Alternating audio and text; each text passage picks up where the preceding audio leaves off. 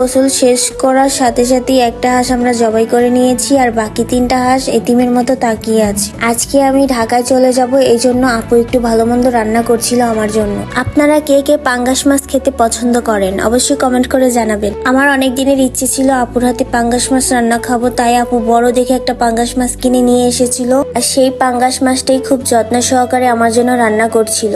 আমি আর বসে বসে কি করব, যেহেতু রাতের লঞ্চে আমরা রওনা দিব, তাই আপুকে একটু হেল্প করার চেষ্টা করছিলাম। এইদিকে হাঁসটাকে গরম পানি দিয়ে ভিজিয়ে নিচ্ছিলাম, যাতে এই হাঁসটার পশমগুলো সুন্দরভাবে পরিষ্কার করা যায়। গরম পানি দিয়ে ভালো করে ভেজানোর পরে আমরা সবাই মিলে এটার উপরে হামলা শুরু করে দিলাম। আপনারা তো জানেন হাঁস পরিষ্কার করতে অনেক সময় লাগে, এই জন্য আমরা সবাই মিলে হাঁসটাকে সুন্দরভাবে পরিষ্কার করছিলাম। ভালো করে পরিষ্কার করা শেষ করে আপু এখানে রান্না বসিয়ে দিল। আজকে আমি লাকড়ির চুলায় হাঁস রান্না খাবো। এইদিকে কিন্তু আপু খুব তাড়াহুড়া করে রান্না করছিল, কারণ আমি আজকে রাতে লঞ্চে রওনা দিব। হাঁসের মাংস রান্না করতে গেলে তো এমনিতেই একটু সময় লাগে। রান্না শেষ হতে 7টা বেজেছে আর আমার